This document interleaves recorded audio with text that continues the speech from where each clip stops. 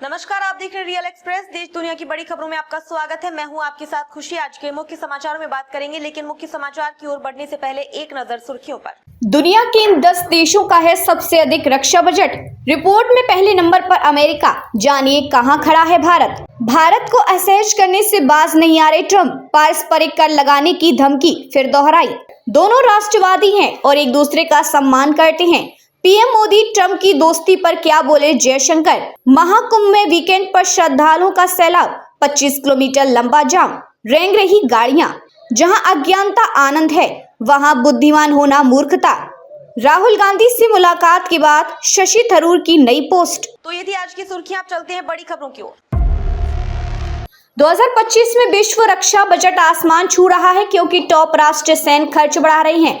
दुनिया भर के देश अपनी सेना को मजबूत कर रहे हैं, हाई तकनीक वाले इक्विपमेंट खरीद रहे हैं और रणनीतिक स्थानों को मजबूत कर रहे हैं। रक्षा प्रणालियों से लेकर बढ़ते नौसैनिक बेड़े तक राष्ट्रीय वैश्विक खतरों को कस रहे हैं। इंस्टीट्यूट ऑफ स्ट्रेटेजिक स्टडीज की एक रिपोर्ट ने इसको लेकर एक खुलासा किया है। साल 2024 में रक्षा क्षेत्र में वैश्विक व्यापार 2.46 ट्रिलियन डॉलर पहुंच गया है। इसी रिपोर्ट के माध्यम से पता चलता है कि साल 2023 में रक्षा व्यापार 2.24 ट्रिलियन डॉलर थी।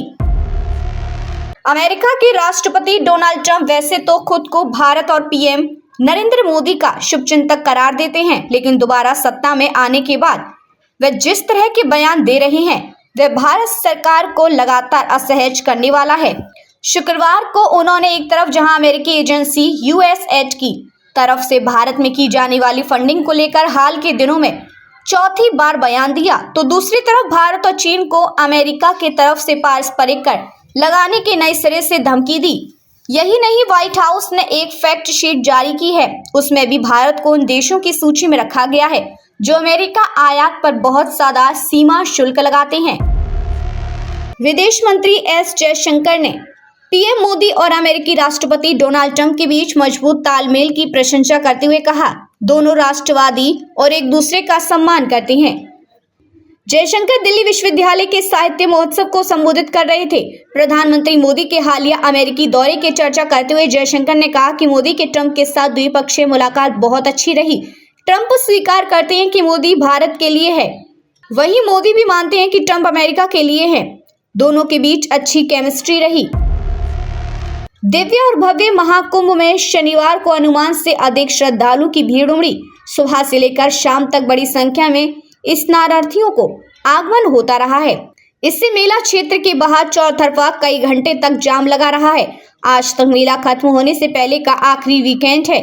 इस वजह से रविवार को भी बड़ी संख्या में श्रद्धालु पुण्य की डुबकी लगाने पहुंचे हैं। ऐसे में प्रयागराज में जाम के कारण हालात बदतर हो गए हैं। आपको बता दें कि प्रयागराज में 25 किलोमीटर का लंबा जाम लगा है। इससे लोगों को दिक्कतों का सामना करना पड़ रहा है। रीवा, वाराणसी और कानपुर सहित अन्य रास्तों पर भी वाहनों की लंबी कतार है। वरिष्ठ कांग्रेस नेता शशि थरूर ने एक कविता की कुछ लाइन पोस्ट करके राजनीतिक सरगर्मी बढ़ा दी है। अब इसके मायने निकाले जा रहे हैं।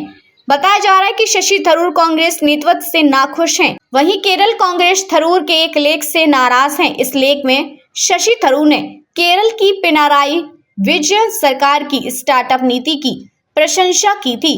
शशि थरूर ने अंग्रेजी कवि थॉमस ग्रे की कविता ode on a distant prospect of Eton College की लाइन साझा की। एक्स पर उन्होंने लिखा, थॉट ऑफ द डे, जहां अज्ञानता आनंद है, वहां बुद्धिमान होना मूर्खता है।